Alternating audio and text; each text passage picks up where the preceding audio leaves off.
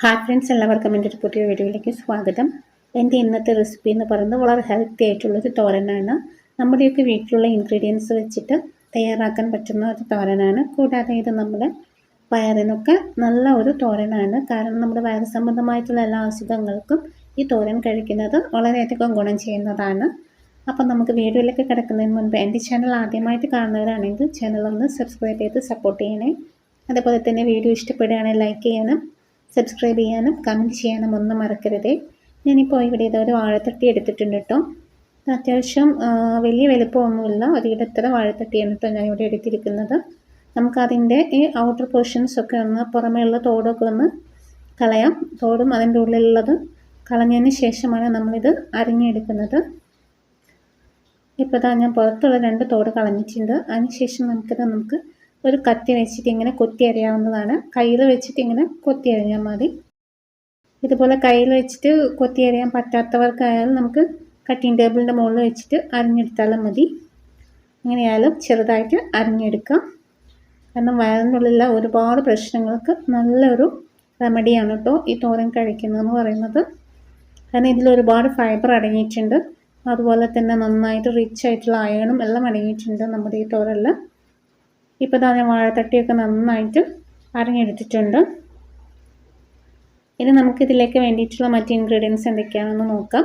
ഞാനിവിടെ വെള്ളക്കടല വേവിച്ച് വെച്ചിട്ടുണ്ട്. വെള്ളക്കടല ഉപ്പും മഞ്ഞളും ചേർത്തിട്ട് വേവിച്ചതാണ്. അതൊരു 1/4 കപ്പ് എടുത്തിട്ടുണ്ട്. അതുപോലെ തന്നെ ഒരു 3 പച്ചമുളക്, കുറച്ച് കറിവേപ്പില, ഒരു 1/2 ടീസ്പൂൺ വറ്റൽമുളക് പൊടിച്ചത്, അതുപോലെ തന്നെ ഒരു 1/4 ടീസ്പൂൺ ചെറിയ ജീരകം, അതുപോലെ 2 വെളുത്തുള്ളി അല്ലി, ഒരു 10 ചെറിയുള്ളി ഞാനിവിടെ തോലൊക്കെ പൊഴിച്ചിട്ടാണ് വെച്ചിരിക്കുന്നത്. അതുപോലെ തന്നെ വെളുത്തുള്ളിയും. ഇത്രയാണ് നമുക്കിതിലേക്ക് വേണ്ടിയിട്ടുള്ള ഇൻഗ്രീഡിയൻസ്. ഇനി നമുക്ക് ഈ തോരൻ എങ്ങനെയാണ് തയ്യാറാക്കുന്നതെന്ന് നോക്കാം. ഇവിടെ ചെറുതായിട്ട് അരിഞ്ഞു വെച്ചിട്ടുള്ള വാഴത്തട്ടി നമുക്ക് നന്നായിട്ട് കഴുകിയിട്ട് എടുക്കണം. ഞാനിപ്പോൾ ഇത് കഴുകി വെള്ളമൊക്കെ വാർത്തിട്ട് എടുത്തതാണ്. ഇനി നമുക്കിതിലേക്ക് സ്വല്പം മഞ്ഞൾപ്പൊടി, ഒരു 1/4 ടീസ്പൂണിൽ താഴെയായിട്ട് മഞ്ഞൾപ്പൊടി, അതുപോലെ തന്നെ ആവശ്യത്തിനുള്ള ഉപ്പുപൊടി ഇത്രയും ചേർത്തിട്ട് നന്നാക്കി ഒന്ന് കുഴച്ച് വയ്ക്കാം. നന്നായിട്ട് മിക്സ് ചെയ്തിട്ട് വയ്ക്കാം. ബാക്കിയുള്ള ഇൻഗ്രീഡിയൻസ് നമുക്ക് തോരൻ തയ്യാറാക്കുന്ന സമയത്ത് ചേർത്താൽ മതി. ഇനി ഇതിലേക്ക് ആവശ്യമുള്ളത് തേങ്ങയാണ്. ഞാനൊരു 3/4 കപ്പ് ചിരകിയ തേങ്ങ എടുത്തിട്ടുണ്ട്. ഇത് നമുക്ക് ഒന്ന് ചതച്ചെടുക്കേണ്ട ആവശ്യമുണ്ട്. അപ്പോൾ നമ്മളത് മിക്സ് ചെയ്ത് ജാറിലേക്ക് ഇട്ട് കൊടുത്തിട്ടുണ്ട്. പിന്നെ 1/4 ടീസ്പൂൺ ചെറിയ ജീരകം, അതുപോലെ തന്നെ ചെറിയുള്ളി, വെളുത്തുള്ളി അതൊക്കെ ഇട്ട് കൊടുത്തിട്ടുണ്ട്. അതുപോലെ തന്നെ പച്ചമുളകും കട്ട് ചെയ്തിട്ട് അതും ഇട്ട് കൊടുത്തിട്ടുണ്ട്. ഇനി നമുക്ക് ഇത് സ്വല്പം ഉപ്പ് കൂടി ചേർത്തിട്ട് ഒന്ന് ചതച്ചെടുക്കാം. ജസ്റ്റ് ഒന്ന് ക്രഷ് ചെയ്തിട്ട് എടുത്താൽ മതി. കറിവേപ്പിലയും ചേർത്ത് കൊടുത്തിട്ടുണ്ട്. ഇനി നമുക്ക് തോരൻ തയ്യാറാക്കാം. ഞാനിപ്പോൾ ഇവിടെ ഒരു കടായി വെച്ച് കൊടുത്തിട്ടുണ്ട്.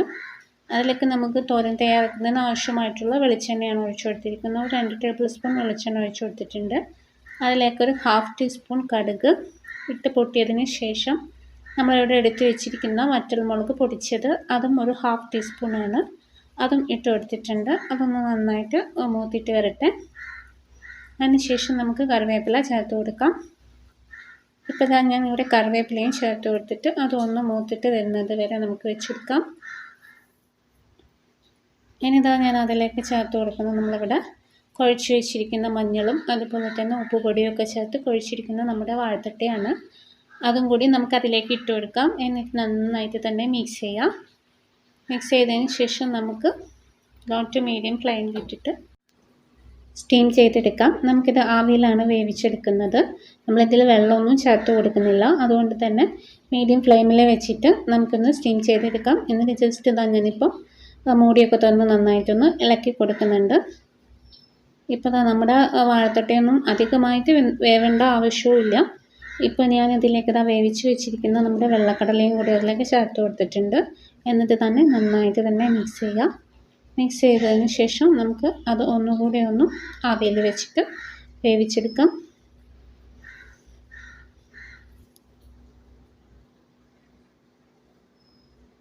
ഇപ്പോൾ ഞാൻ മൂടിയൊക്കെ തുറന്നിട്ട് നന്നായിട്ടൊന്ന് നമുക്ക് ഇളക്കി കൊടുക്കാം. കാരണം നമ്മുടെ കടലയൊക്കെ ആദ്യമേ വേവിച്ച് വെച്ചതാണ്. അതുകൊണ്ട് തന്നെ വാഴത്തട്ട ഇപ്പോൾ ആവശ്യത്തിന് വെന്ത് വന്നിട്ടുണ്ട്. ഇനി നമുക്കിതിലേക്ക് നമ്മുടെ അരപ്പ് ചേർത്ത് കൊടുക്കാം.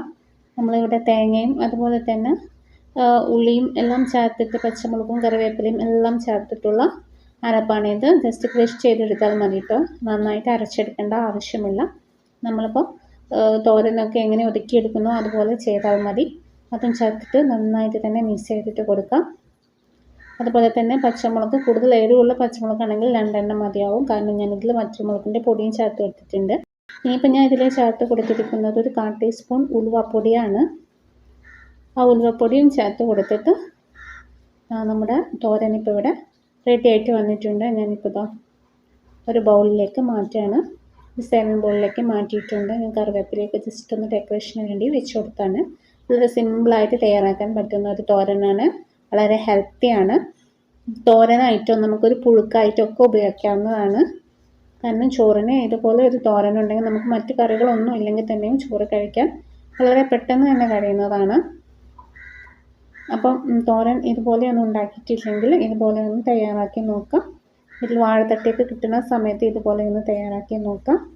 അത്രയ്ക്കും ഹെൽത്തിയാണ് നമ്മുടെ വാഴത്തട്ടയുടെ ഉപ്പേരി എന്ന് പറയുന്നത്. അപ്പോൾ വീഡിയോ ഇഷ്ടപ്പെട്ടാൽ ലൈക്ക് ചെയ്യാനും സബ്സ്ക്രൈബ് ചെയ്യാനും കമൻറ്റ് ചെയ്യാനും മറക്കരുത്. നെക്സ്റ്റ് വീഡിയോ ആയിട്ട് വീണ്ടും വരാം. താങ്ക്